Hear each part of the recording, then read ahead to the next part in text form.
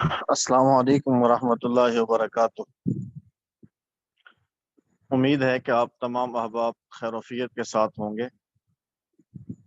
اللہ رب العزت ہم سب کو دنیا آخرت کی خوشیاں اور بھلائیاں نصیب فرمائے۔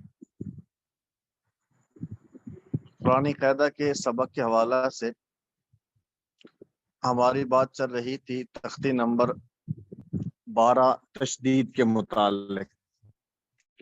اس حوالہ سے چند ایک بنیادی باتیں آپ کی خدمت میں عرض کر چکا ہوں۔ تشدید کہتے ہیں 3 دندانوں والے اس شکل کو جس حرف پر تشدید آئے اسے مشدد کہتے ہیں۔ مشدد حرف 2 مرتبہ پڑھا جاتا ہے، ایک مرتبہ اپنے سے پہلے حرف کے ساتھ مل کر اور دوسری مرتبہ خود اپنی حرکت کے ساتھ۔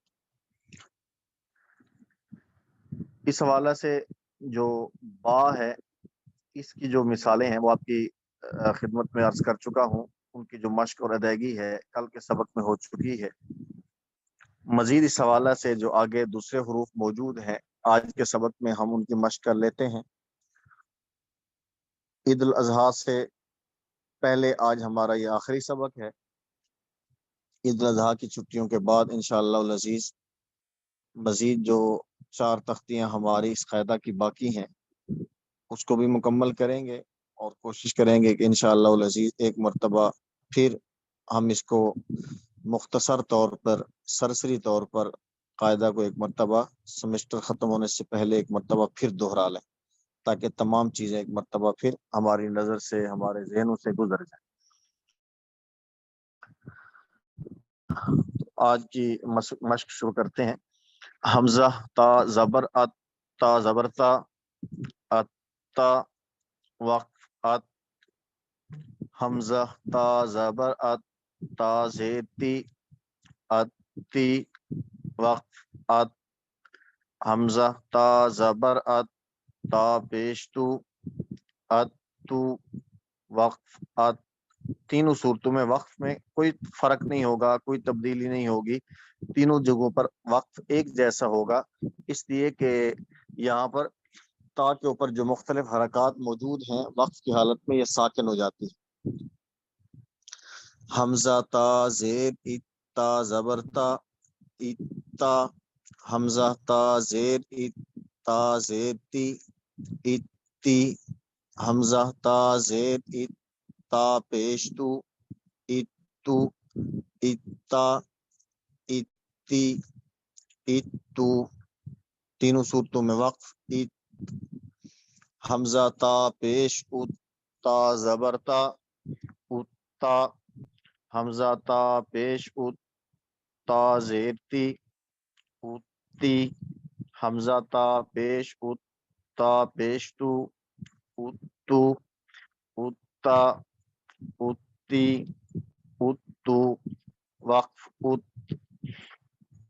حمزہ تا زبر ات تا 2 زبر تن ات تن، حمزہ تا زبر ات تا 2 زیر 3 ات تین، حمزہ تا زبر ات تا 2 پیش تن ات تن ات تن ات تین ات تن۔ پہلی صورت میں وقف ات تا 2 زبر کی تنوین وقف کی حالت میں الف سے بدل جائے گی، اور باقی دونوں صورتوں میں آت۔ حمزہ تا زیر اتا 2 زبر تن اتن وقف اتا، 2 زبر کی تنوین وقف کی حالت میں الف سے بدل جائے گی۔ حمزہ تا زیر اتا 2 زیر 3 اتن، حمزہ تا زیر اتا 2 پیش تن اتن ات، دونوں صورتوں میں وقف ات۔ حمزہ تا پیش اتا 2 زبر تن اتن وقف اتا، 2 زبر کے تنوین وقف کی حالت میں الف سے بدل جائے گی۔ حمزہ تا پیش اتا 2 زیر 3 اتن، حمزہ تا پیش اتا 2 پیش تن اتن، ان دونوں صورتوں میں وقف ات۔ حمزہ سا زبر اس سا زبر سا اسا، حمزہ سا زبر اس سا زیر سی اسی، حمزہ سا زبر اس سا پیش سو اسو وقف اس۔ तीनों सूरतों में एक जैसा होगा।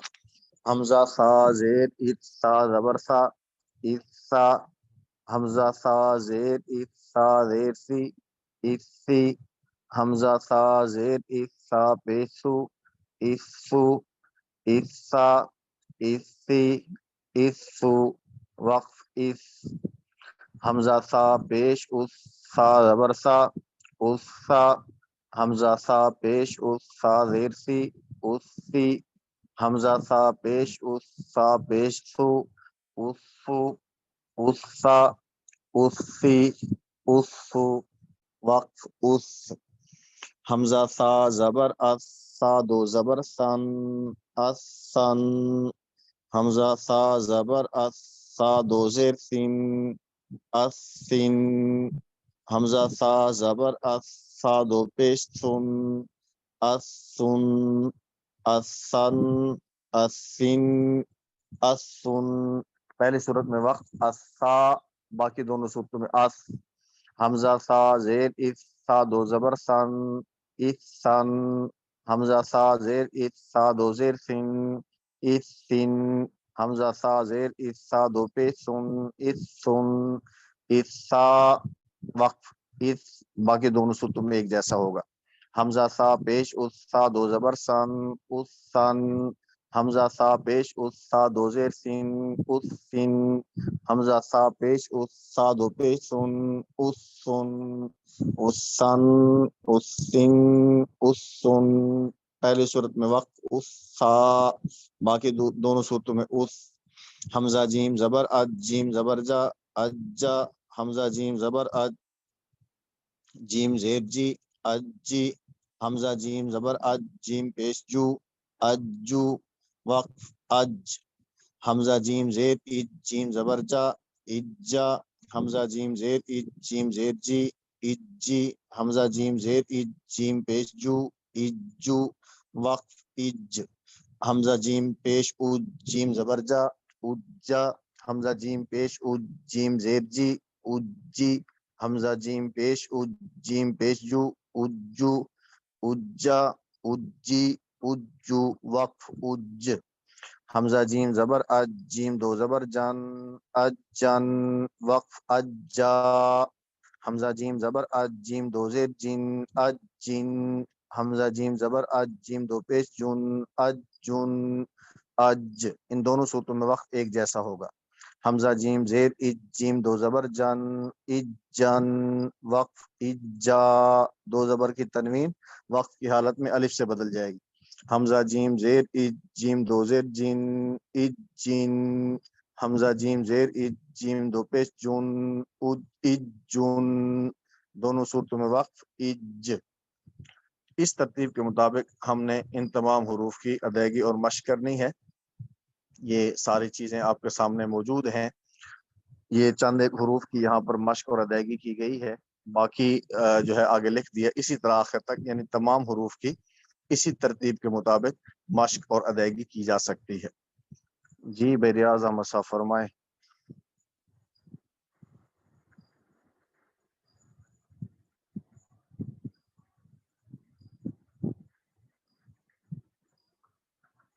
अस्सलाम वालेकुम। जी वालेकुम सलाम। जी, आपको आवाज आ रही है? जी आ रही है। जी उस्ताद जी, आपने वो कहा था ना अना की सूरत में जब वाक़िफ करते हैं तो वो पढ़ते हैं अना, और जब मिला के पढ़ते हैं तो पढ़ते हैं अना।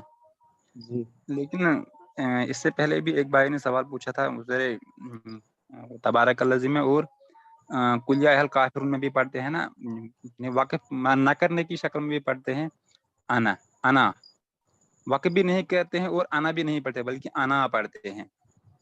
कैसे पढ़ते हैं ना, कुल या अहल काफिरून ला अअबुदु मा तअबुदून वला अंतुम वला अना आबिदुम मा अबदतुम। जी वाला आना आबिदुन पढ़ते हैं ना, अलिफ नहीं जी पढ़ते। पढ़ते हैं। जी अलिफ पढ़ते हैं उस सूरत में। कब अलिफ नहीं पढ़ते ना। जी मुझे तो एक कारी साहब ने कहा कि अलिफ पढ़ते हैं इस सूरत में। नहीं कैसे पढ़ते हैं, देखें कुल या अय्युहल काफिरून ला अअबुदु मा तअबुदून वला आना आबिदुम मा अबदतुम, आना आना पढ़ते जब हैं ना। पढ़ा ना, جب انا پڑھتے ہیں استاد جی تو آ گیا نا الف انا، مطلب انا نہیں آیا. نہیں الف نہیں نا پڑھا، ولا انا عابد ما عبدتم، الف پڑھیں گے تو ولا انا عابد، لمبا کریں گے نا اس کو، الف تو نہیں پڑھا گیا. جی وہ اس صورت میں سورۃ جو تبارک الذی اس میں. جی تبارک الذی میں اس طرح نہیں ہے، وہ میں نے دیکھا تھا، بس وہ بات جی ذہن میں بتانا بھول گیا. والا قد وہ ہے قد جا انا نذیر، وہ جا انا پورا جو ہے وہ سیغہ ہے. جی جی جانا سیکھا ہے. وہ جی جا انا وہ سیغہ ہے، وہ حمزہ کے ساتھ لکھا ہوا ہے، وہ یوں حمزہ بشکل الف لکھا ہوا نہیں ہے. جی یہ جی صرف جی کلمہ انا کی بات ہے، اور جی وہ ہاں. تو الگ پورا جا انا پورا سیغہ ہے، اس کا تو اس کے ساتھ تعلق ہی نہیں ہے نا.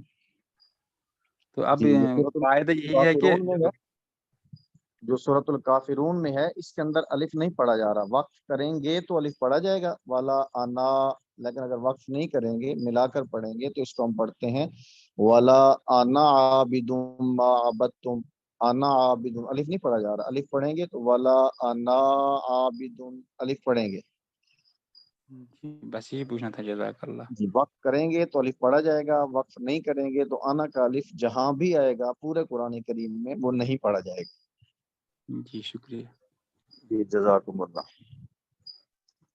السلام علیکم ورحمۃ اللہ وبرکاتہ.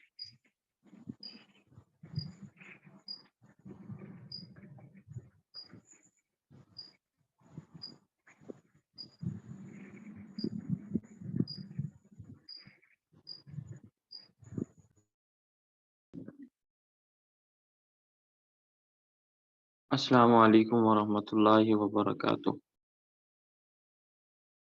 نحمده ونصلي ونسلم على رسوله الكريم اما بعد. اللهم صل على محمد وعلى آل محمد كما صليت على إبراهيم وعلى آل إبراهيم إنك حميد مجيد. اللهم بارك على محمد وعلى آل محمد كما باركت على إبراهيم وعلى آل إبراهيم إنك حميد مجيد.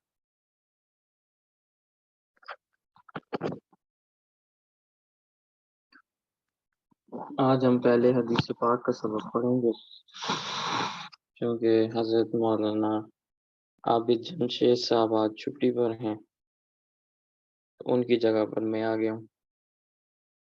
آواز آ رہی ہے نا میری؟ درست آ رہی ہے؟ کوئی مسئلہ تو نہیں ہے؟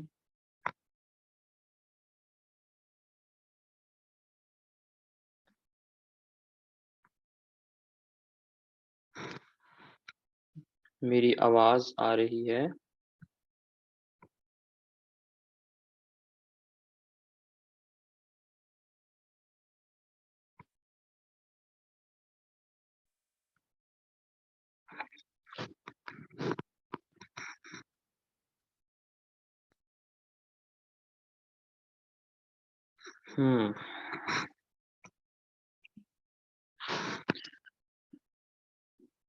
کل کے سبق میں جو میں نے آپ کی خدمت میں حدیث پاک بیان کی تھی وہ یہ تھی: من تمسک بسنتی عند فساد امتی فلہ اجر 100 شہید. یہ حدیث پاک تھی جو کل کے سبق میں نے آپ کی خدمت میں عرض کی تھی. انشاءاللہ اس کو آپ سے سنتے بھی ہیں، لیکن اس سے پہلے اس کے آگے بھی ہم نے حدیث پاک پڑھ لی تھی.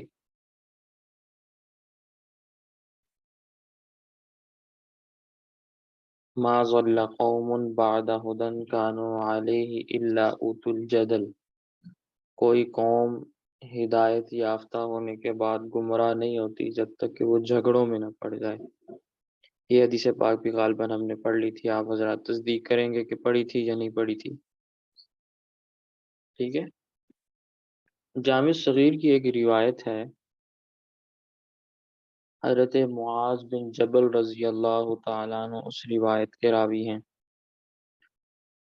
نبی کریم صلی اللہ علیہ وسلم کا وہ فرمان نقل کرتے ہیں کہ اللہ کے نبی صلی اللہ علیہ وسلم نے یہ بات ارشاد فرمائی: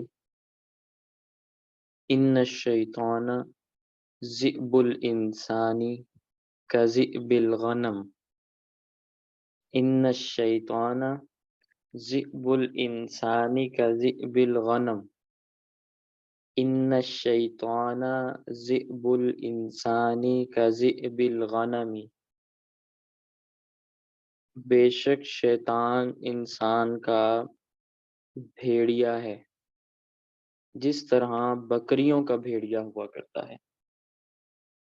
بے شک شیطان انسان کا بھیڑیا ہے جس طرح بکریوں کا بھیڑیا ہوا کرتا ہے۔ انا بے شک الشیطان شیطان مردود ابلیس لعین، ذئب الانسان، ذئب کہتے ہیں بھیڑیے کو، ذئب مضاف، الانسان مضاف الیہ، انسان کا بھیڑیا شیطان ہے۔ انا بے شک، کاف تشبیہ مشابہت دینے کے لیے ہے، جیسا کہ، جس طرح کے، یہ اس کا معنی ہے۔ ذئب الغنم، ذئب کہتے ہیں بھیڑیے کو، الغنم بکری، بکریوں کا ریوڑ، جس طرح بکریوں کا بھیڑیا ہوا کرتا ہے اسی طرح شیطان انسان کا بھیڑیا ہے۔ یہ اللہ کے نبی صلی اللہ علیہ وسلم نے بات ارشاد فرمائی۔ بات سمجھنے والی یہ ہے کہ بکریوں کا بھیڑیا نہیں ہوا کرتا۔ یہ اللہ کے نبی صلی اللہ علیہ وسلم نے کیسے بات ارشاد فرما دی کہ بکریوں کا بھیڑیا؟ بکریوں کے ساتھ ایک چرواہا ہوتا ہے جو بکریوں کو چرا رہا ہوتا ہے، ان کو ہانک رہا ہوتا ہے، ان کو اکٹھا کر کے رکھتا ہے، ادھر ادھر بکھرنے نہیں دیتا۔ ساتھ ایک کتا ہوا کرتا ہے۔ آپ حضرات نے بھی دیکھا ہوگا بکریاں چرانے والوں کو، جو لوگ اللہ بانی کرتے ہیں دیہاتوں میں، تو ان لوگوں کو آپ نے بھی دیکھا ہوگا کہ وہ لوگ غلہ بانی جب کرتے ہیں تو اس میں میں اسکرین شاٹ نہیں کر سکتا اس وجہ سے کہ حضرت استاد جی کا سبق ہو رہا ہے، تو میں دوسری جگہ پہ بیٹھا ہوا ہوں، اس لیے اسکرین شاٹ نہیں ہوگا، اسکرین شیئر نہیں ہوگا غالباً۔ اچھا، اور نحو کا سبق نہیں ہوگا۔ میں یہ بات درج کر رہا تھا کہ اللہ کے نبی صلی اللہ علیہ وسلم نے جو بات ارشاد فرمائی اس کو سمجھیں۔ بکریوں کی ریوڑ کے ساتھ ایک چرواہا ہوتا ہے اور ایک بکریوں کی حفاظت پر مامور کتا ہوا کرتا ہے۔ بھیڑیا تو بکریوں کو کھانے کے لیے آتا ہے، اچکنے کے لیے آتا ہے، پکڑنے کے لیے آتا ہے، شکار کے لیے آتا ہے۔ اس کی حفاظت کے لیے ایک تو چرواہا ہوتا ہے، دوسرا اسباب کی دنیا میں، دوسرا اس کی حفاظت کے لیے کتا رکھا جاتا ہے۔ ٹھیک ہے، اب اللہ کے نبی صلی اللہ علیہ وسلم کے اس فرمان کا کیا مطلب ہے کہ جیسے کہ بکریوں کا بھیڑیا ہوا کرتا ہے؟ بکریوں کے بھیڑیے سے مراد یہ ہے کہ جس طرح بکریوں کا ایک ریوڑ جا رہا ہو، غلہ جا رہا ہو، چرواہا اس کو چرا رہا ہو، تو ایک بھیڑیا تاک لگا کے آتا ہے، آ کے حملہ کرتا ہے، کسی بکری کو اچک لینے کی کوشش کرتا ہے، شکار کرنے کی کوشش کرتا ہے، پکڑ لینے کی کوشش کرتا ہے، جکڑنے کی کوشش کرتا ہے۔ تو جس طرح بھیڑیا بکری کو نقصان پہنچانے کی کوشش کرتا ہے، اسی طرح شیطان انسان کی طاق میں بیٹھا ہوتا ہے۔ دوسرے لفظوں میں اگر میں کہوں، کڑکی لگا کے بیٹھا ہوتا ہے۔ ٹھیک ہے، جیسے کڑکی کہتے ہیں چوہا پکڑنے کے لیے جو لگاتے ہیں نا، ایسے بیٹھتے کہ بس میرے وار میں یہ انسان آیا اور پھنس گیا، یوں بیٹھتا ہے، یوں تیاری کر کے آتا ہے وہ۔ جس طرح بھیڑیا بکری کے اوپر حملہ کرتا ہے، شیطان انسان کے اوپر حملہ کرتا ہے، نتیجتاً اگر اللہ کی مدد شامل حال نہ ہو، اسباب کی دنیا میں علماء کا ساتھ نہ ہو، تو انسان راہ راست سے ہی ہٹ جاتا ہے، بھٹک جاتا ہے۔ جس طرح کہ بکری اس بھیڑیے کے شکنجے میں آ جاتی ہے، اگر وہاں کتا موجود نہ ہو یا اسباب کی دنیا میں چرواہا موجود نہ ہو، تو بھیڑیا اس بکری کو لے کر بھاگ جاتا ہے، نقصان کر دیتا ہے، بالکل اسی طرح شیطان بھی انسان کا نقصان کر دیتا ہے۔ تو جہاں بکریوں کا بھیڑیا ہونے سے یہ مراد نہیں ہے کہ بکریوں کے ساتھ بھیڑیا ہوتا ہے، گویا ان کے ساتھ ساتھ چل رہا ہوتا ہے، نہیں، یہ مراد نہیں۔ جس طرح بکریوں کو نقصان پہنچانے والا بھیڑیا ہوتا ہے، اسی طرح انسان کو نقصان پہنچانے والا شیطان ہوتا ہے۔ تو اسی وجہ سے اللہ کے نبی صلی اللہ علیہ وسلم نے ہمیں یہ تعلیم ارشاد فرمائی کہ ہر وقت شیطان مردود سے، ابلیس لعین سے اللہ کی پناہ مانگو۔ سمجھ گئے میری بات؟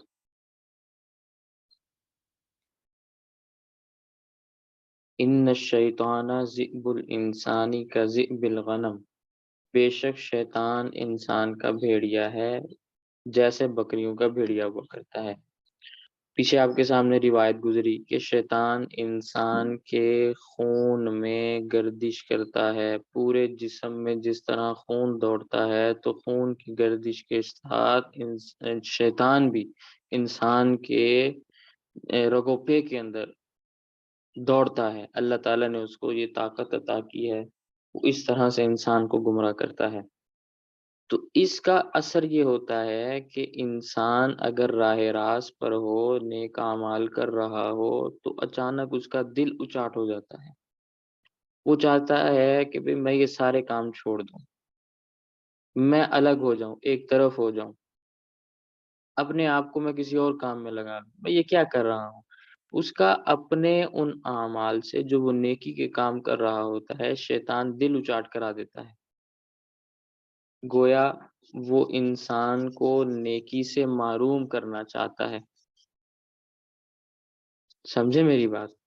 نیکی سے محروم کرنا چاہتا ہے، گمراہ کرنا چاہتا ہے، راہ راست سے ہٹانا چاہتا ہے، اس کے لیے وہ حربے لگاتا ہے، اس کے لیے وہ سازشوں کا جال بچھاتا ہے، اس کے لیے وہ اپنا طریقہ کار اختیار کرتا ہے، جو اس کے بس میں ہوتا ہے وہ سارے کے سارے کام کرتا ہے۔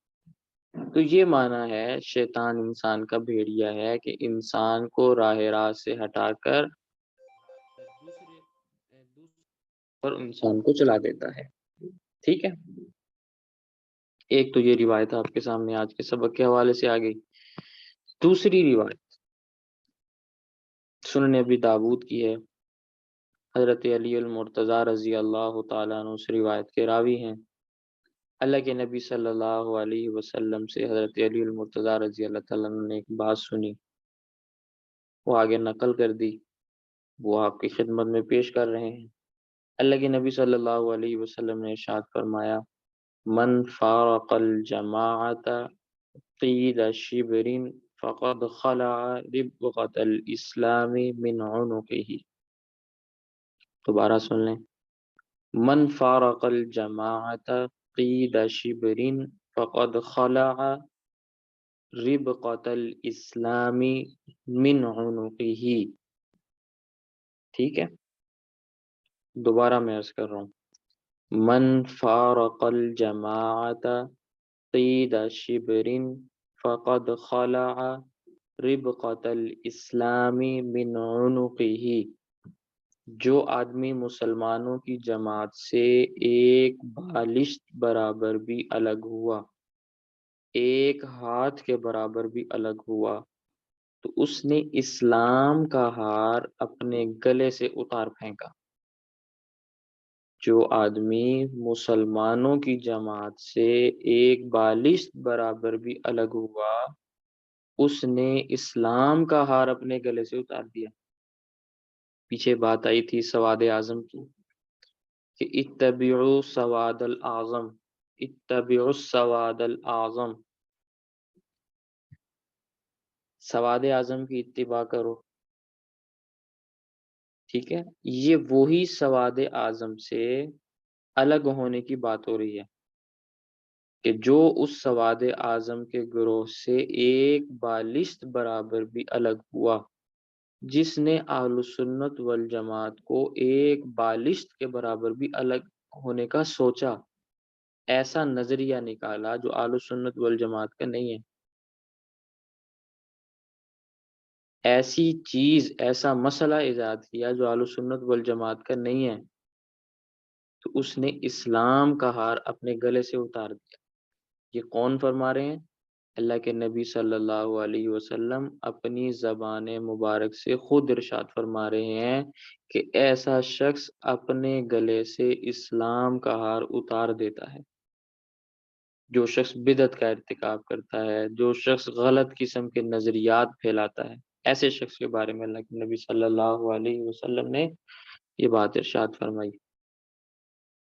من فارق الجماعت قید شبر فقد خلع ربقۃ الاسلام من عنقہ، جو آدمی مسلمانوں کی جماعت سے ایک بالشت برابر بھی الگ ہوا، اس نے اسلام کا ہار اپنے گلے سے اتار دیا۔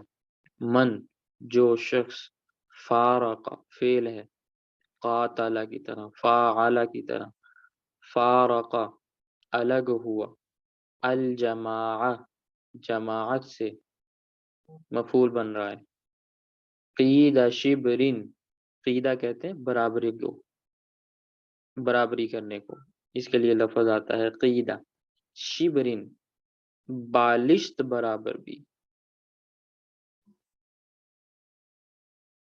ایک منٹ میں آ رہا ہوں۔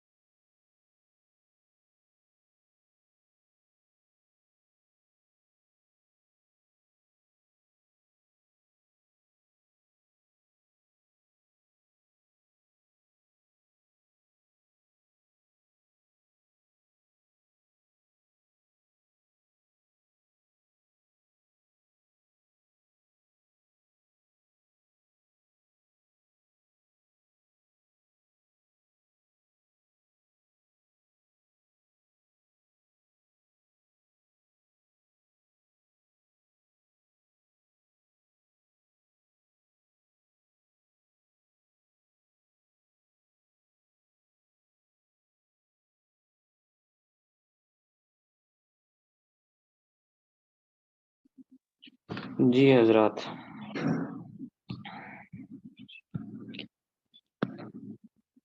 نہیں بھائی، کلاس کا ٹائم نہیں بدلا. آج حضرت مولانا عابد صاحب کا سبق نہیں ہوا، بس اس وجہ سے میں پہلے آ گیا.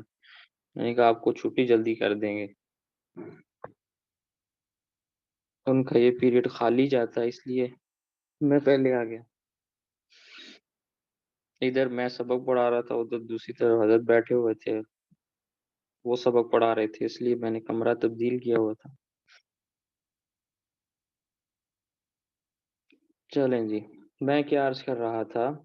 من فارق الجماعت قید شبر فقد خلع ربقۃ الاسلام من عنقه. حضرت علی المرتضیٰ رضی اللہ تعالیٰ عنہ کی یہ روایت ہے کہ جو شخص بھی ایک بالشت برابر مسلمانوں کی جماعت سے اپنے آپ کو علیحدہ کرتا ہے تو اس نے اسلام کا ہار اپنے گلے سے اتار دیا.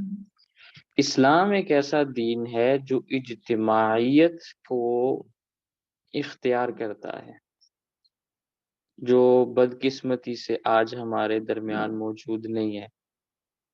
اجتماعیت کا سب سے بڑا داعی اس کائنات میں وہ دین اسلام ہے. لیکن مسئلہ یہ ہے کہ اسی دین کو ماننے والے لوگ وہی اجتماعیت کا اجتماعی یعنی نا اتفاقی کا شکار اور اجتماعیت کو برباد کرنے والے ہیں. اللہ تعالی ہماری حفاظت فرمائے. تو اصل ہے جماعت کے ساتھ متحد ہو کر متفق ہو کر چلنا. جو شخص بھی ذرہ برابر بھی جماعت حق سے اپنے آپ کو الگ کرتا ہے، عقائد سے انحراف کرتا ہے یا مسائل میں اپنے آپ کو الگ کرتا ہے، تو وہ شخص اسلام کا دائرہ، اسلام کا ہار اپنے گلے سے اتار دیتا ہے. اسی وجہ سے ہم کہتے ہیں کہ اگر کوئی شخص عقائد میں سے کسی عقیدے کا انکار کر دے تو وہ شخص پھر اہل سنت والجماعت کی فہرست سے نکل جاتا ہے.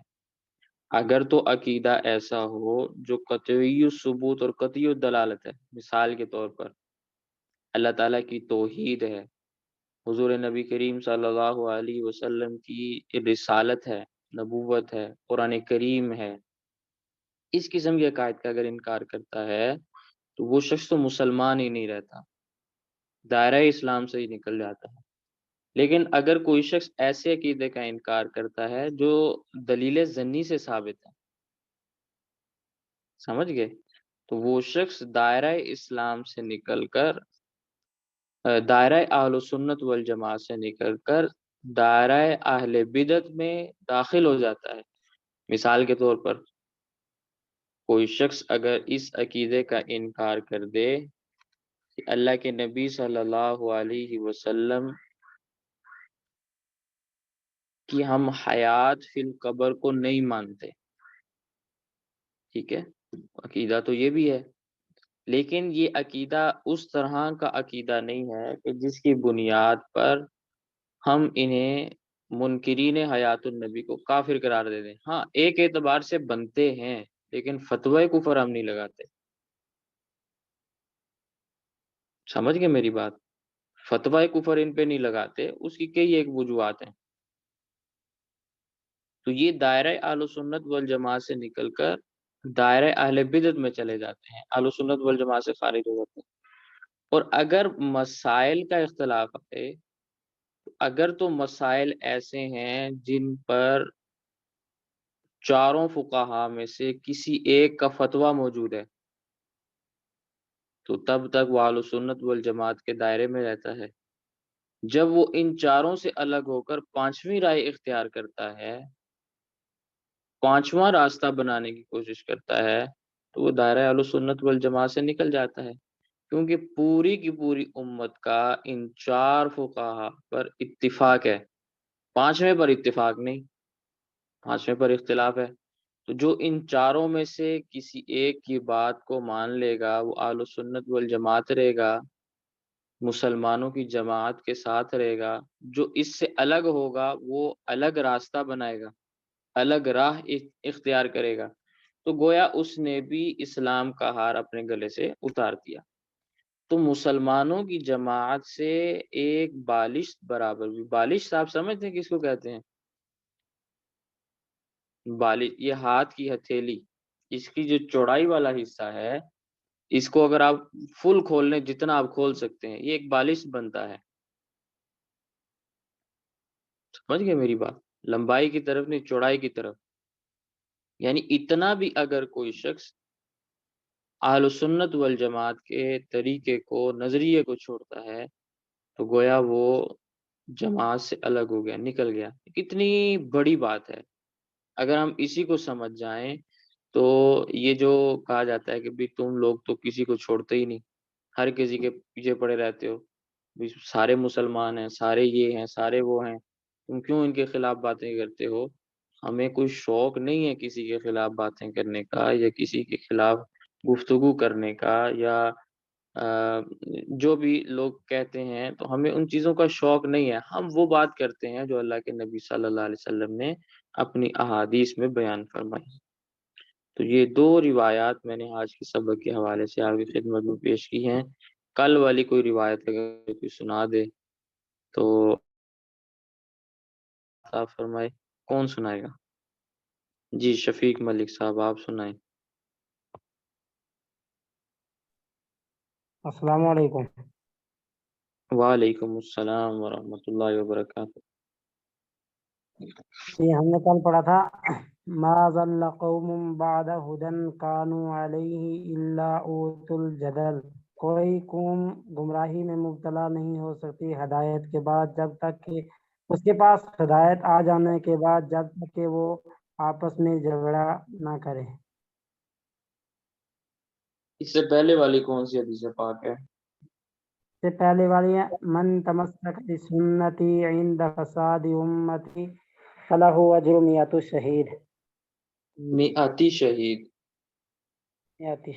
جی اجر مضاف ہے، مضاف الیہ ہمیشہ مجرور ہوتا ہے، اجرو مضاف، میعتی مضاف الیہ، ٹھیک ہے، اس پر ہمیشہ جاری آئے گی۔ جزاک اللہ۔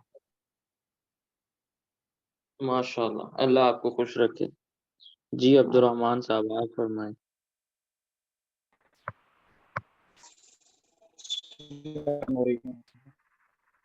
وعلیکم السلام ورحمۃ اللہ وبرکاتہ۔ بسم الله الرحمن الرحيم من تمسك بالسنة عند فساد الأمة فله أجر أمية الشهيد۔ جس نے میری امت کے فساد کے وقت میری سنت کو مضبوطی سے تھام لیا، اس سے 100 شہید کا ثواب اجر ملے گا۔ اس گھنٹے کے بعد سبق کس کا ہوتا ہے؟ تفسیر ہاں جی مولانا، اچھا شاہ جی نبی صاحب، سمجھ گیا، جی جی ٹھیک ہے ٹھیک۔ اور کون ساتھی سنا سکتے ہیں؟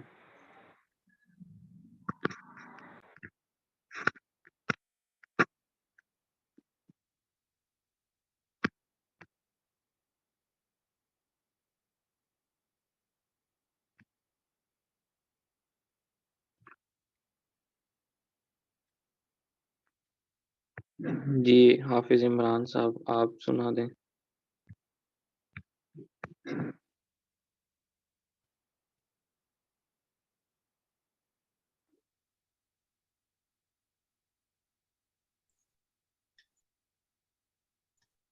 السلام علیکم استاد۔ وعلیکم السلام ورحمۃ اللہ وبرکاتہ۔ من احیا سنتی فقد حبنی، جس نے میری سنت کو زندہ کیا اس نے مجھ سے محبت کی۔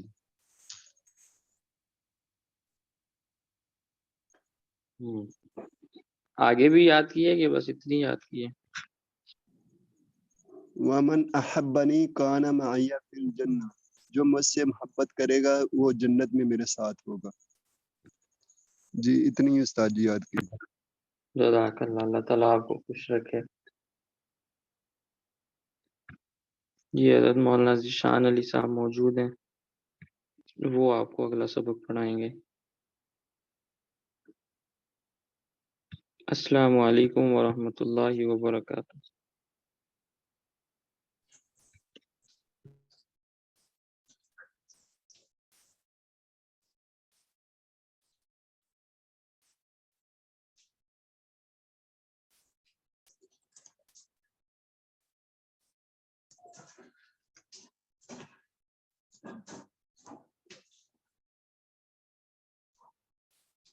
السلام علیکم ورحمۃ اللہ وبرکاتہ.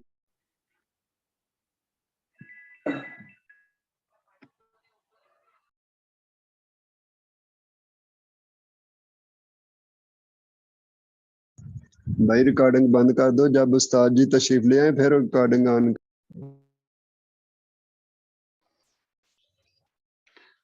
نحمده ونصلي ونسلم على رسوله الكريم اما بعد. آج کا ہمارا عنوان ہے نفل نمازیں. دیکھیے اللہ تبارک و تعالیٰ نے اور اللہ کے نبی صلی اللہ علیہ وسلم نے جب تعلیمات پیش فرمائی ہیں نمازوں کے متعلق تو نمازوں کی دو قسمیں قرار پائی ہیں. ایک وہ نمازیں جن کو ہم پنجگانہ نماز کہتے ہیں، یعنی ایسی نماز ہے جو ایک دن میں 5 نمازیں فرض ہیں، پنجگانہ نماز. تو پنجگانہ نماز کے علاوہ بھی شریعت مطہرہ میں کچھ ایسی نمازیں ہیں جو کسی خاص مقصد کے لیے اور خاص فضیلت کو لے کر جو ہے وہ وارد ہوئی ہیں، اور احادیث مبارکہ میں ان کی کثرت کے ساتھ فضیلت ہے. تو نمازیں کئی ہیں، ان میں سے چند اہم نفل نمازیں آپ کی خدمت میں پیش کی جا رہی ہیں، اور اس نیت کے ساتھ کہ اس سبق کو پڑھنے کے بعد ہم میں سے ہر شخص نفل نمازوں کا بہت زیادہ اہتمام کرے گا انشاءاللہ. یعنی تہجد کا معاملہ ہو، تہجد کی نماز شروع کی جائے. اشراق کا مسئلہ ہو، آپ شروع کر دیں. اوابین کا معاملہ ہو، انسان شروع کر دے. تو انسان کو چاہیے کہ یہ نمازیں جو پڑھی جائیں تو اس کو زبان سے ہم پڑھیں بھی صحیح، اور ساتھ ساتھ یہ ہے کہ ہم اس کو عمل میں لائیں بھی صحیح انشاءاللہ العزیز. تو شروع کر رہے ہیں نماز تہجد سے.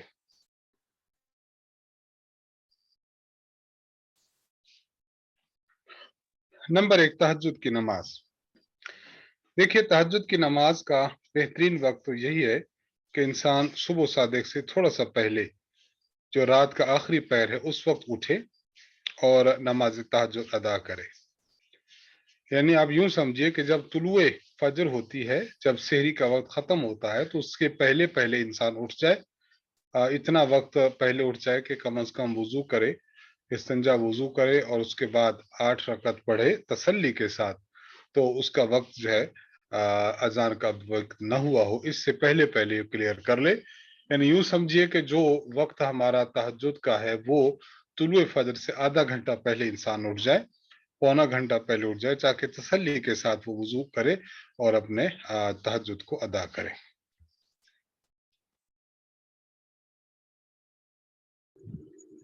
استاد جی اگر آج سوال جواب ہو جائے تو سب کے لیے بہتر ہوگا. مناسب ہے، مناسب ہے. پھر آپ ہینڈ ریز کیجئے، بس وہی پھر شروع کرتے ہیں انشاءاللہ. ریاض احمد صاحب. السلام علیکم. وعلیکم السلام ورحمۃ اللہ وبرکاتہ. حضرت میرا پہلا سوال یہ ہے کہ قربانی جب کرتے ہیں نا تو اس کی نیت کا طریقہ کیا ہے؟ نیت پڑھنے کا طریقہ جو وہ کتابوں میں لکھی ہے، کیا ان کے نام لینے بھی ضروری ہیں جن کی طرف سے قربانی ہو؟ جن کی طرف سے قربانی ہے ان کے نام لینے ضروری نہیں ہے، بس یہی ہو کہ ہم سنت ہے اس سنت پر آج عمل پیرا ہو رہے ہیں، بس یہ کافی ہے. دوسرا، جو عرفہ کا روزہ ہے اس کی کیا فضیلت ہے؟ عرفہ کے روزے کی فضیلت یہ ہے کہ یہ 1 سال پہلے کے اور 1 سال آئندہ کے گناہ معاف کر دیتا ہے، معاف کرا دیتا ہے. یہ فضیلت ہے. جی، اور ایک سوال یہ ہے کہ یہ جو یہ 2 سالہ علمی دین کورس ہے، یہ مکمل کرنے کے بعد یہ جو شارٹ عالم کورس آپ نے شروع کی ہے اس میں یعنی یہ جو مکمل کریں گے ان کی پوزیشن وہاں کیا ہوگی؟ اس کی پوزیشن یہ ہوگی کہ اس کے 4 سالوں میں سے پہلا سال سکپ ہو جائے گا، آپ سیکنڈ ایئر میں ڈائریکٹ داخلہ لے سکیں گے.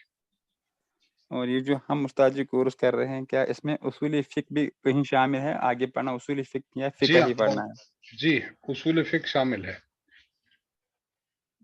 جی بس استاد جی، وہ آج اب آپ کو انشاءاللہ موقع ملے گا، آپ چھٹیاں ہیں تو وہ جو صراط مستقیم کے بارے میں وہ آپ بھیجنا.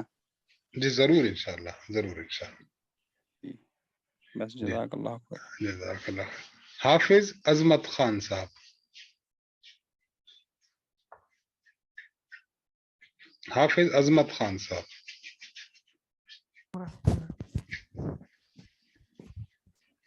السلام علیکم. وعلیکم السلام ورحمۃ اللہ وبرکاتہ. جی حضرت سوال یہ تھا کہ جو سفر میں ٹرین میں نماز پڑھتے ہیں وہ سیٹ پر نماز پڑھ لیتے ہیں تو اس سے کیا نماز ہو جائے گی یا دہرانی پڑے گی؟ فرض نماز تو سیٹ پر نہیں ہوتی، نفل ہو جائے گی. اور فرض نماز اگر کسی نے پڑھ لی ہے تو جب اپنے مقام پر پہنچے گا تو جا کر دوہرا لے. وہ کسر ہی دہرائے گا یا پھر 4 پوری پڑے گا؟ اگر سفر اتنا لمبا ہے کہ اس میں اس پر قصر واجب تھی تب تو جب گھر جا کر دہرائے گا تو قصر دہرائے گا. اور اگر سفر اتنا لمبا نہیں ہے، مختصر ہے، مثلا 20 کلومیٹر، 40 کلومیٹر، 60 کلومیٹر، تو اب اس میں جو کہ مسافر نہیں بنتا، اس لیے گھر جا کر پوری نماز پڑھے گا. تو یہ اس مسافر پر موقوف ہے کہ وہ مسافر کیسا ہے، تھوڑے سے سفر کا مسافر ہے یا مسافت شرعی والا ہے، اس کے مطابق ہی فیصلہ کیجیے. جی جزاک. عبد الرحمن الناوی صاحب. السلام علیکم ورحمۃ اللہ وبرکاتہ. وعلیکم السلام ورحمۃ اللہ وبرکاتہ. سر جی آپ نے نماز کا مسلم طریقہ جو پڑھایا ہے اس میں اس طریقے میں نمبر 2 پہ آپ نے پڑھایا سجدے میں اپنا پیٹ رانوں سے دور رکھے، رکھیں گے اپنی کونیوں کو زمین سے بلند رکھتے ہوئے پہلو سے جدا رکھے اور شریر کو اونچا رکھے. شریر کو اونچا رکھنے بات سمجھ آتی ہے، لیکن یہ گھٹنے سے لے کر شریر تک کی جو پیر ہے کیا اس کو سیدھا رکھا جائے گا؟ یہ بہت ترچھا رہے گا. یہ چھوٹے سجدے میں اکثر ترچھا رہتا ہے یا سب چھوٹی ہوتی تب ترچھا رہتا ہے. آپ کے آخری جملے دوبارہ دوہرا دیں. سجدے میں جو ہے آدمی کو گھٹنے سے لے کر شریر تک کی حصہ جو ہوتا ہے یہ اونچا رکھنے کے لیے کیا سیدھے کی طرف ایسا دبانا پڑے گا یا پھر اپنے آپ سیدھا اونچا ہو جائے گا؟ یہ خود بخود اونچا ہو جائے گا جب آپ اپنا جو ہے پاؤں کو بالکل آپ سیدھا کر لیں گے اور ہاتھ زمین پر ٹکا دیں تو یہی سب بالکل خود بخود صحیح ہو جائے گا. اور گھٹنے سے شریر تک کی حصہ جو ہے یہ ران جیسا یہ کہ ایک دم سیدھا رکھا جائے گا کہ یہ سیدھا رکھا جائے، اس کو ٹیڑھا نہیں کرنا. اور دوسرا سوال اسی میں سجدے کی حالت میں اپنے ہاتھوں اور پاؤں کی انگلیوں پر رخ قبلے کی طرف رکھے. پیر کی انگلی اور رخ قبلے رخ کرنا چاہیے. ہم نے اس میں نماز اہل سنت والجماعت کی کتاب ہے حضرت جی کی لکھی ہوئی، اس کتاب میں ہم نے پڑھا ہے کہ دونوں ایڑی کا ملا ہونا میں حسنا جو نماز اہل سنت میں یہ مقام ہے نا، اس مقام میں حضرت شیخ دامت برکاتہم اس کو تبدیل فرما چکے ہیں اپنے مسودہ میں. تو جب نئی کتاب چھپے گی تو انشاءاللہ اس میں یہی پیش کر دیا جائے گا اور یہی حضرت شیخ نے درست فرمایا ہے کہ سجدے میں ایڑیاں ملائی نہ جائیں بلکہ پاؤں کو اپنی اصلی حیت پر رکھا جائے.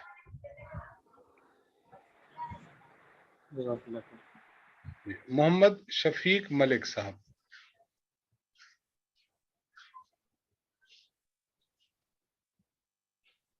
حافظ محمد شفیق ملک صاحب. السلام علیکم. وعلیکم السلام ورحمۃ اللہ. حضرت میرے 2 سوال ہے. سب سے پہلا سوال یہ کہ آپ نے ایک مطلب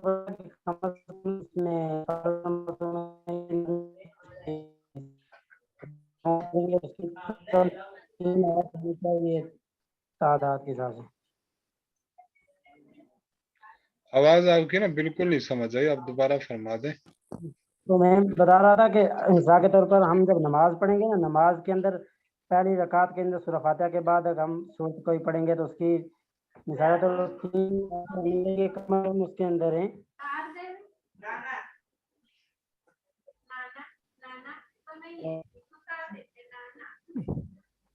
ہلو، آپ کی آواز بالکل کٹ رہی ہے. جی آپ آواز آ رہی ہے؟ اب آ رہی ہے، جی فرمائیں. میں بتا رہا ہوں کہ اگر ہم مثال کے طور پر فرض نماز پڑھیں گے تو سورہ فاتحہ کے بعد اگر ہم کوئی صورت ملائیں گے تو اس کے اندر کم از کم 3 آیتیں ہونی چاہیے جو قرات ہم کریں گے. جی جی ایسا ہی ہے. جی تو یہ سورہ بقرہ کے 2 منٹ میں نکالتا ہوں. سورہ بقرہ کے آخری صفحے کے پچھلے والا صفحہ وہیں کو تمہارا صفحہ یا ایھا الذین آمنوا اذا تداینتم بدین الی اجل مسمى. یہ آیت یہاں سے شروع ہوتی ہے اور نیچے ایک صفحہ کی پوری آیت ہے یہ. تو اگر یہ کوئی پوری پڑھے تو اس کو کیا کرنا پڑے گا؟ اس کے ساتھ اور 2-3 آیتیں ملانی پڑیں گی یا ایک ہی کافی ہوگی؟ یہ ایک ہی کافی ہوگی کیونکہ 3 چھوٹی آیات تو کیا یہ تو کافی چھوٹی آیات کے برابر ہے، اس لیے بس یہی ایک آیت اگر کوئی پڑھ لیتا ہے تو کافی ہے. جی تو دوسرا سوال یہ تھا حضرت کہ ایک مثال کے طور پر ایک مثال اللہ تعالیٰ نے تقدیر انسان کے اعمال کو لکھ دیا کہ انسان کے اوپر یہ چیزیں ہوں گی. تو اب انسان اگر کسی کو کہے گا کہ میرے لیے دعا کرنا تاکہ یہ میری پریشانی حل ہو جائے، یہ مصیبت ٹل جائے، تو اب ایک چیز لکھی ہوئی ہے تو وہ دعا کروانے کا اس میں کیا فائدہ ہوگا؟ اس کو مثال سے سمجھیں تو انشاءاللہ بات کلیئر ہو جائے گی. جی جب تقدیر میں کوئی چیز لکھی ہوئی ہے تو وہ پوری لکھی ہوتی ہے. یعنی مثلا آپ کا نام ہے محمد شفیق ملک صاحب، لکھا ہوگا محمد شفیق ملک صاحب آج کل جب بیمار ہیں، ان کو بخار ہے، تو یہ 15 ذوالحج کو ٹھیک ہو جائیں گے اگر ان کے لیے کسی نے دعا کی. تقدیر میں جب لکھا ہوتا ہے کوئی چیز تو وہ نتیجہ بھی لکھا ہوتا ہے لیکن اس کے ساتھ اس کی شرط بھی ہوتی ہے. تقدیر کی مکمل بات یوں ہوتی ہے. اب اگر کوئی ہم کسی کو نہ کہیں دعا کا تو ظاہری بات ہے وہ شخص دعا نہیں کرے گا، اور تقدیر میں لکھا ہے کہ اگر یہ شخص دعا کرے گا تب محمد شفیق صاحب کو جو ہے وہ آرام آئے گا. اب اگر آپ نے کسی سے دعا کرائی ہے تو تقدیر میں لکھا ہے کہ دعا اگر کرائے گا تو شفا ملے گی، دعا کرائیں گے تو شفا مل جائے گی.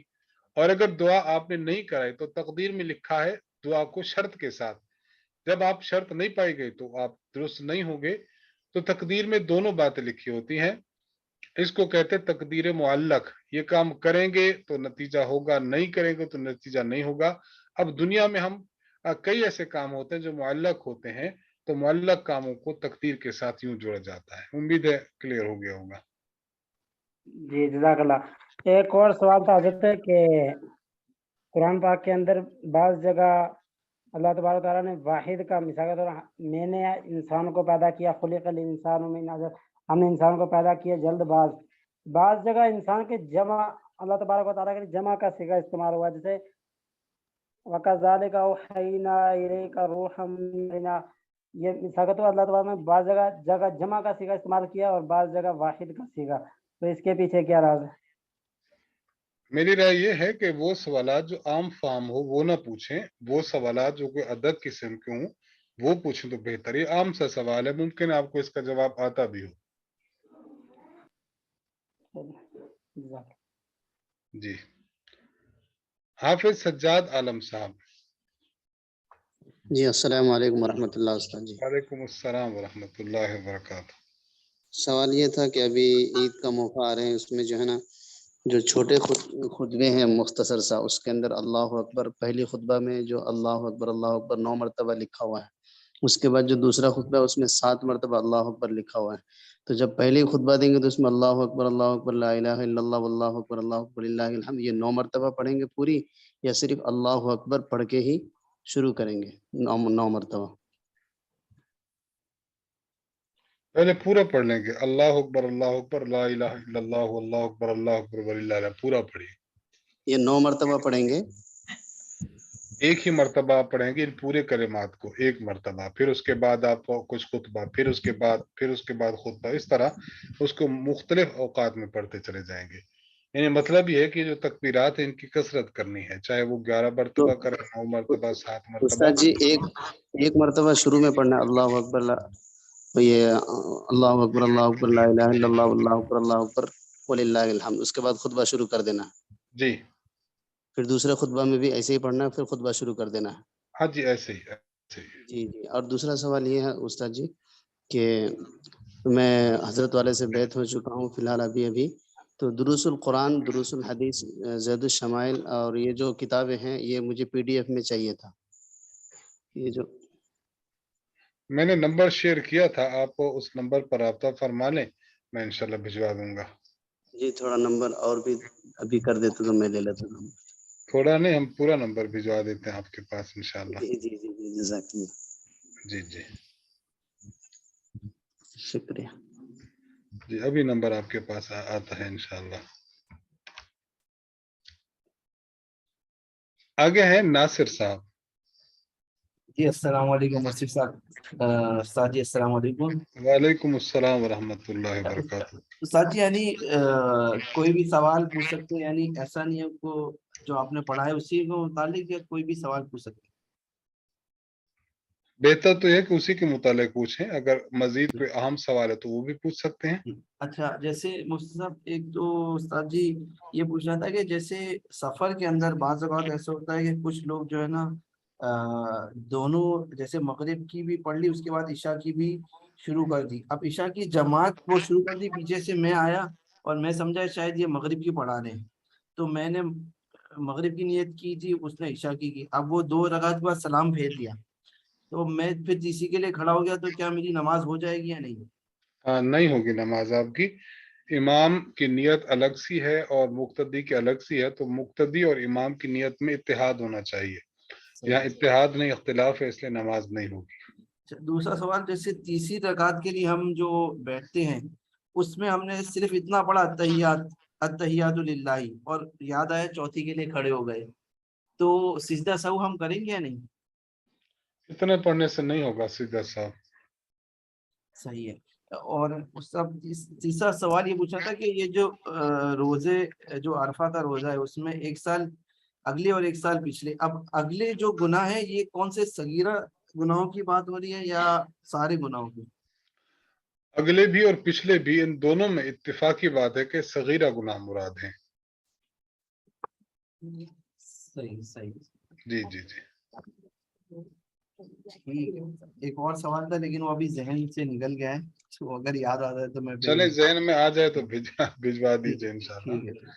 ٹھیک ہے. ریحان خان صاحب.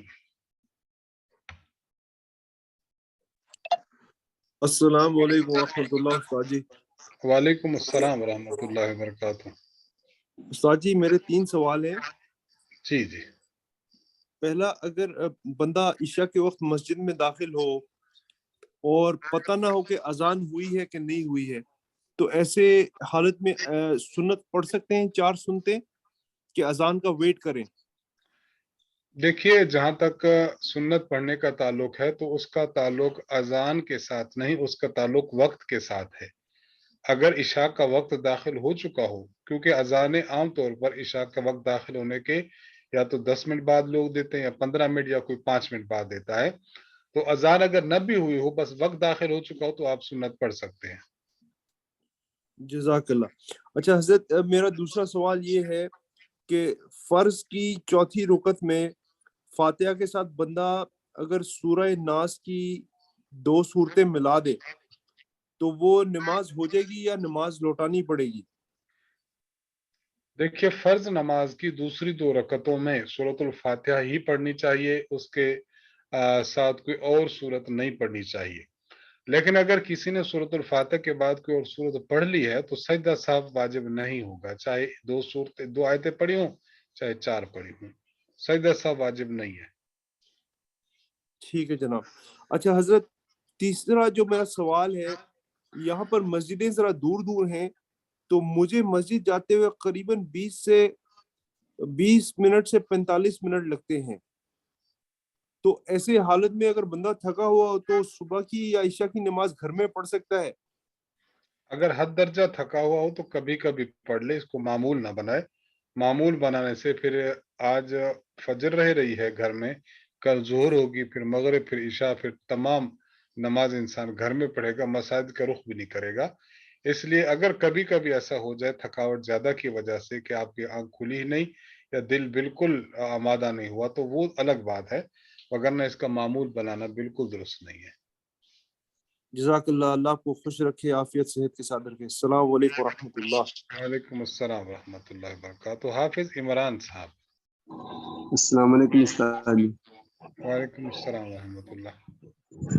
استاد جی میرا سوال یہ ہے کہ عشاء کی نماز کا اگر جو ہے یعنی کہ جماعت کے ساتھ نہ اگر ملے تو کلاس اٹینڈ کرنے کے لیے یہ کوئی مجبوری ہو سکتی ہے جماعت، یعنی کہ اگر گھر میں نماز پڑھ لے؟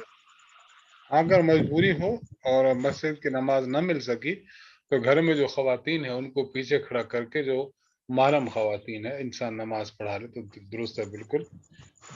اس میں جماعت کا ثواب تو مل جائے گا لیکن مسجد کی جماعت کا ثواب یہ نہیں ملے گا۔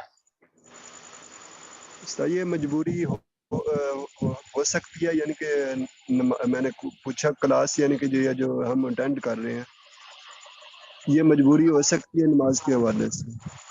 اس کے لیے ہم نے شروع میں حل بتایا تھا کہ جب آپ سبق پڑھنا چاہ رہے ہیں تو مثلا آپ اپنا جو ہے وہ ہیڈ فون لیتے جائیں، اپنا موبائل لیتے جائیں، آپ سنتے رہیں، جو ہی نماز کھڑی ہو جائے فوراً اٹھا کے آپ جیب میں ڈال دیں موبائل اور اس کے ہیڈ فون وغیرہ، نماز پڑھیں، نماز پڑھنے کے فوراً بعد پھر آپ دوبارہ سن لیں اور چلتے ہیں گھر کی طرف۔ جب سبق ختم ہو جائے تو اس کے بعد آپ نوافل وغیرہ اور مستحبات اور یہ چیزیں پڑھیں۔ استاد جی مختلف ٹائم ہوتے ہیں نا مسجدوں میں، ہر جگہ مستقل مختلف ٹائم ہوتے ہیں۔ میں عرض کر رہا ہوں جب مختلف ٹائم ہوتے ہیں تو آپ نے تو ایک ہی مسجد میں ایک نماز پڑھنی ہے نا، ایک ہی وقت میں کئی مساجد میں نہیں جانا، تو جس جگہ آپ نے جانا ہے اس کا ٹائم تو فکس ہوگا نا، بس اس کو دیکھتے ہوئے آپ جس میں آپ پڑھنا چاہیں اس کو دیکھتے ہوئے آپ عمل کرتے رہیں۔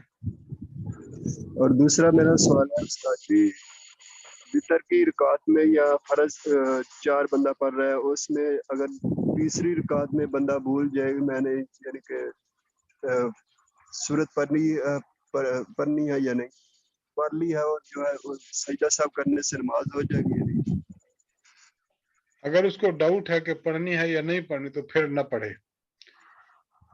اور اگر پڑھ لی ہے تو یہ تیسری رکعت یا چوتھی رکعت کون سی ہے فرض کی؟ فرض کی چوتھی رکعت لگا، یعنی کہ سورت اگر ملا لی ہے غلطی سے اور وطروں میں ڈاؤٹ ہے کہ ملائی ہے۔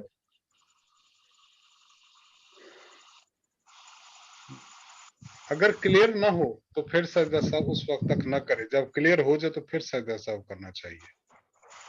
دوسرا استاد جی اگر 3 سجدے یعنی کہ ایک رکعت میں یعنی کہ بندے کو کنفرم نہ ہو کہ ہوئے ہیں یا نہیں تو سجدہ صاحب کرنا ضروری ہوگا یا نماز مٹانی پڑے؟ سجدہ صاحب اگر ان کو اس طرح کا شک بار بار ہو رہا ہے تو سجدہ صاحب کر لیں، اور اگر پہلی بار ہوا ہے تو پھر نماز لوٹا لیں، دوبارہ پڑھ لیں نماز۔ دوسرا استاد جی قربانی کے بارے میں پوچھنا تھا کہ یہ جو آج کل دوسرا نہیں پانچواں۔ جی استاد جی فرمائیں۔ قربانی کے بارے میں یہ جو آج کل رواج بنا ہوا ہے کہ مثلا روزہ رکھتے ہیں کہ اتنی دیر میں نے یہ کچھ نہیں کھانا، کلیجی سے ہی روزہ کھولنا ہے، یہ اس بارے میں بتا دیں، کوئی اس بارے میں ہے؟ یہ غلط ہے، اس طرح اس کو چھوٹے روزے کا نام دیا جاتا ہے کہ وہ صبح و صادق کے بعد کچھ نہیں کھاتے، کلیجی سے افطار کرتے، یہ بالکل غلط ہے اور جاہلانہ رسم ہے، اس سے احتراز کرنا چاہیے۔ لیکن مفتی صاحب اتنا تو کر سکتے ہیں نا کہ عید الفطر میں کھا کر کے جاتے ہیں اور عید الاضحیٰ میں نہیں کھاتے ہیں۔ آپ بتا دیں میں پھر عرض کرتا ہوں۔ اور ایک اور سوال ہے استاد، یہ 9 ذی الحج کے روزے کے بارے میں، یہ کل جو ہے مثلا ادھر حج ہوگا اور ادھر روزہ رکھنا کس دن ضروری ہوگا، رکھ سکتا ہے بندہ 9 ذی الحج کا؟ پہلا جو مسئلہ تھا نا اس کو میں مکمل کر لوں चूंकि भाई दरमियान में तशरीफ फरमा हो गए थे। देखिए इसको कि अगर इंसान तुलुए सुबह सादिक से कुछ ना खाए और ये कहे कि मैं कलेजी से इफ्तार करूंगा रोजा, तो इस तरह का रोजा रखना ये हराम है, ये गलत है, नाजायज है।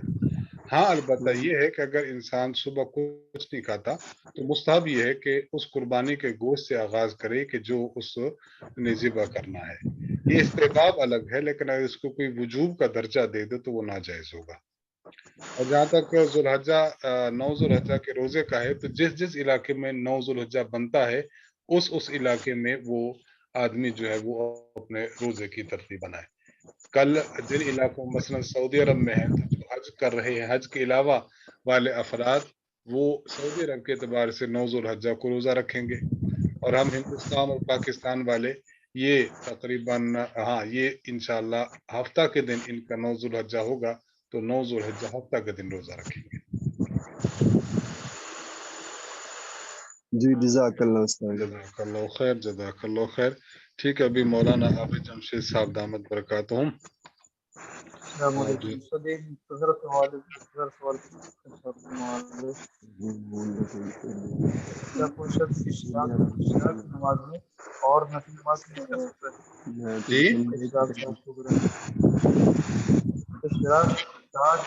तहज्जुद की नमाजों में और नमाज की नियत कर सकता है, मसलन तहज्जुद वज़ू, तहज्जुद मस्जिद, सलात तौबा, सलात हाजत वगैरह की ये कर इशराक सकते जास वगैरह नमाजों में? कर सकते हैं जी, कर सकते हैं जी। अभी उस्ताद अभी आपके पास आ जाएंगे इंशाअल्लाह अज़ीज़।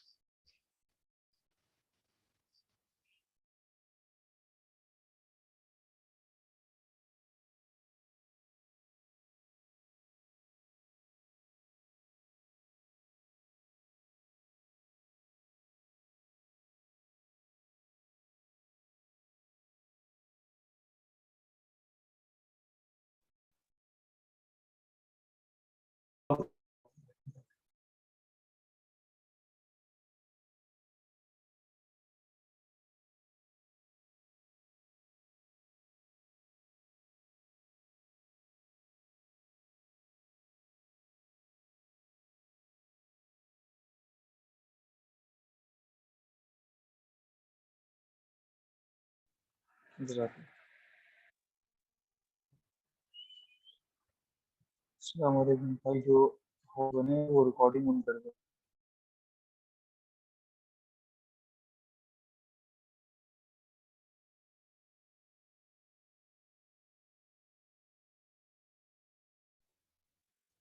एजाज खान भाई रिकॉर्डिंग बंद कर दे। भाई रिकॉर्डिंग स्टॉप कर दिया करें जब जो है यानी कि सबक नहीं पढ़ा रहे होते उस्ताद।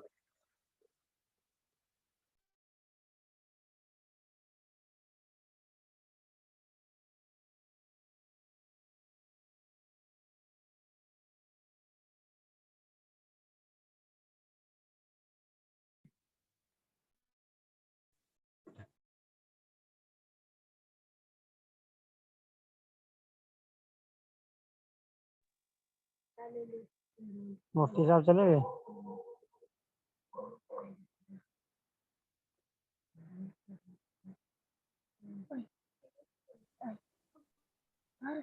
एजाज भाई रिकॉर्डिंग बंद कर दे। क्या आप कहें कुछ हासिल करें कि वो लाइव पे रिकॉर्डिंग चल स्टॉप रही है, कर दिया करें। डाउनलोडिंग हो रही है।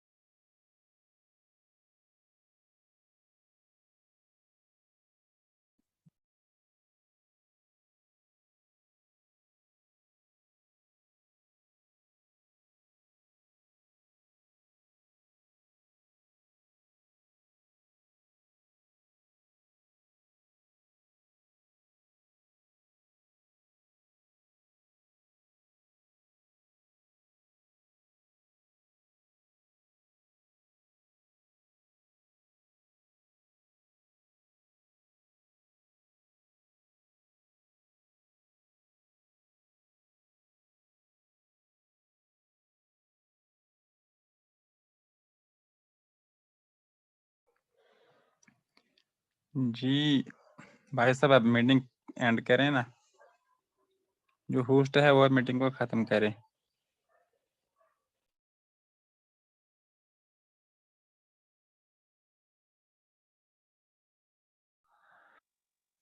होस्ट वाइस हो गया लग रहा है।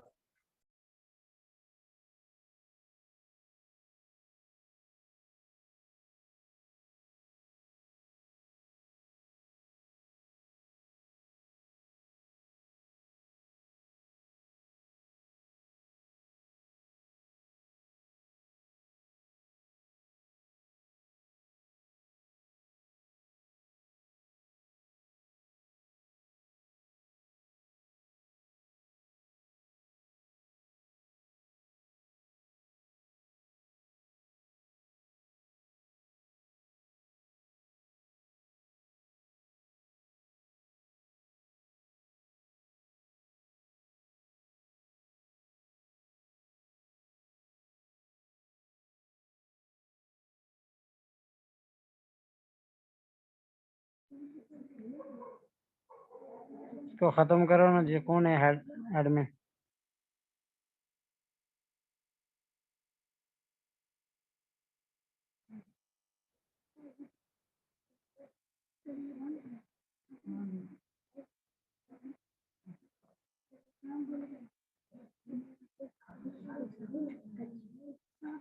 हाँ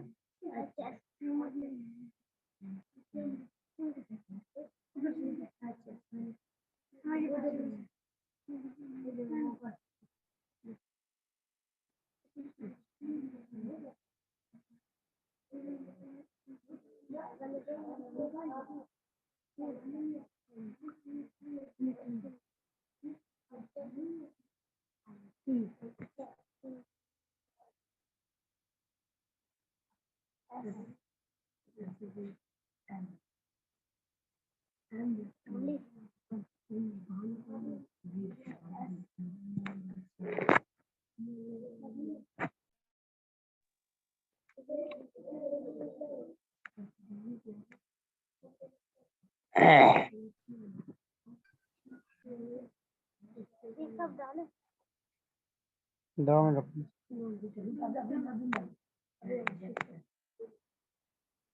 कौन कौन है? 6 घर है मेरे से।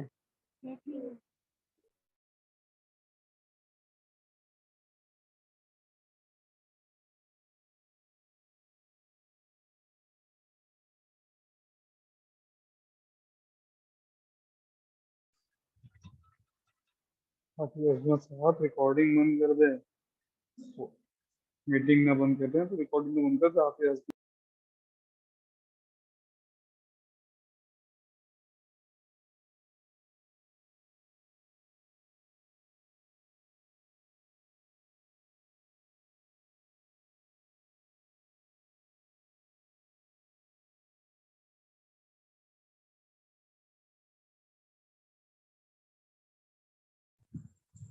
Recording stop.